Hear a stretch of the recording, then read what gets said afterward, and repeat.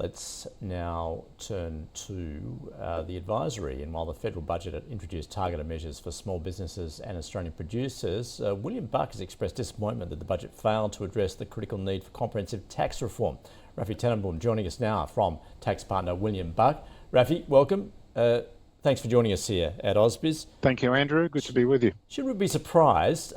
We always hear calls for tax reform. It never transpires. Part of the problem is, I guess, that government's not willing to take those bold steps because they're on the 3-year term. So there's never enough time, it would seem.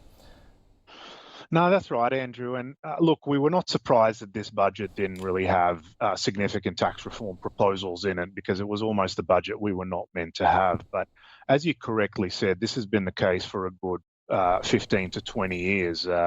It's really the GST and the business tax reforms of the late 90s and early 2000s was the last time we had a significant discussion where everything was theoretically on the table.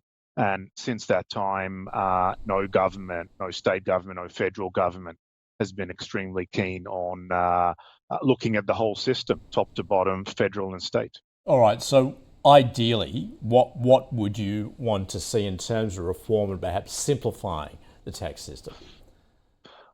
Yeah, Andrew, you're right. It's really the two elements. The first high-level reform, I would say, is putting all the taxes, the federal taxes, the state taxes, on the table and deciding what our mix of taxes into the future is going to be.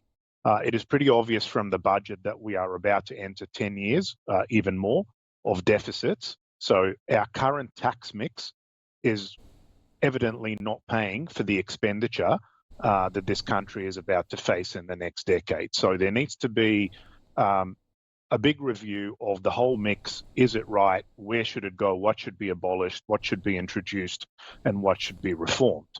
Within that, we're always going to have income tax in the country, in Australia. We're never going to be a no income tax sort of country. So where we go there is significant simplification of the rules that are already there. And there's recent examples just from the last few days and weeks about, for example, trusts and corporate beneficiaries, which is a saga that's been going on for about 16 years, lots of costs, lots of uncertainty.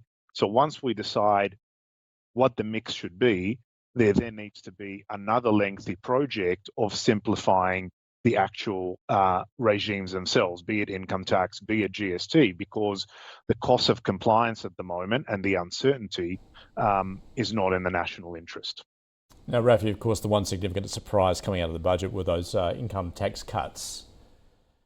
Was that perhaps, obviously, an election sweetener, given, well, particularly how the election's been called too, we knew that was coming. But does it partially offset what we're seeing in terms of bracket creep? Probably very sporadically. As you might remember, we've had a fight over the last decade over the stage 3 tax cuts that took a long time to get through and then were amended at the last moment. The interesting thing about the tax cuts is that were presented on Tuesday night, they were genuinely not leaked. No one really saw that one coming. And no doubt this has set up a bit of a political fight between Labor and the coalition about those tax cuts, which the Liberals did oppose, and their plans as presented by Peter Dutton yesterday. But to say that necessarily covers bracket creep, I'll let economists and futurists deal with that more than I can, but I suspect it's at the margins. Well, in fact, we heard from the opposition, as you mentioned there, a feature from Peter Dutton was that he wanted to cut the fuel excise. Where does that lead to? Well, according to them, it's a more immediate cost of living relief. It's again very important to remember that both Labor and the coalition, which is now both obviously the government is now, the parliament is in caretaker mode before the election. They're both describing this importantly, not as tax reform, but as cost of living relief. So it goes back to the point we did make in our media release that everything seems to be band-aided at the moment rather than governments and other interested parties, other stakeholders actually looking at the overall mix of tax in this country in order to fund the expenditure that is expected over the next generation. practically. And also perhaps, is that lacking, particularly as far as when we're trying to increase productivity? It's that's been a sore point for the Australian economy. What would reforms in the tax system, could that potentially address the productivity issue? Look, if I follow some of the experts, income taxes by their nature seem to be harming productivity gains or the desire for productivity gains. So there needs to be a broader look at the mix. Of course, as I said before, we're always going to have income tax in the country, but it is by far the largest tax we rely on in the federal sphere. But the feds, of course, fund the states to a great extent.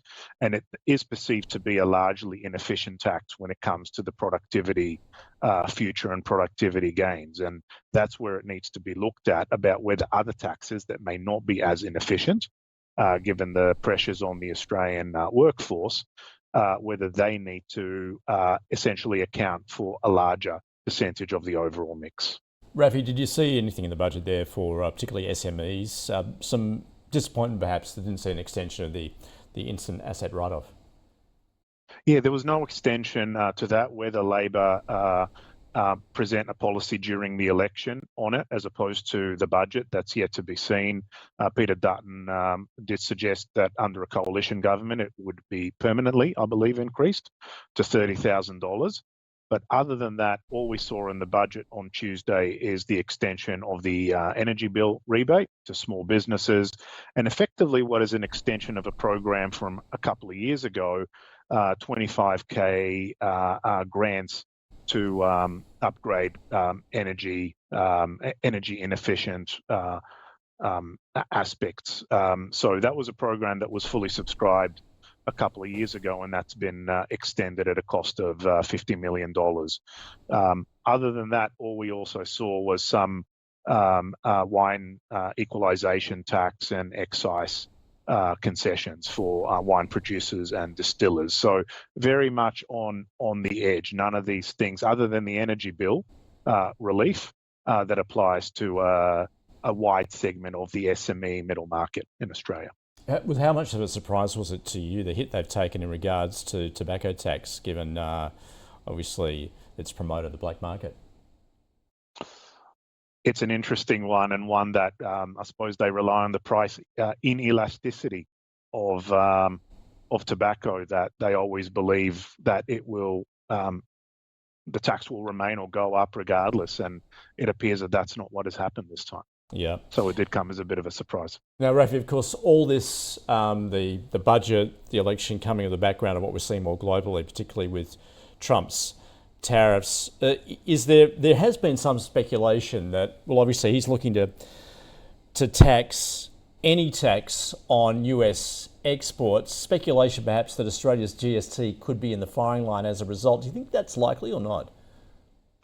It's very hard to predict. I think it's very hard to predict our politics, let alone US politics, and where that goes. That seems to sometimes change by the day and change by the hour. So what I think we do need as a result of this uncertainty is a more robust tax system, where being more agile about where we are and where our tax system goes. That will be very helpful as the world becomes such an uncertain place. And our system at the moment is not very agile at all.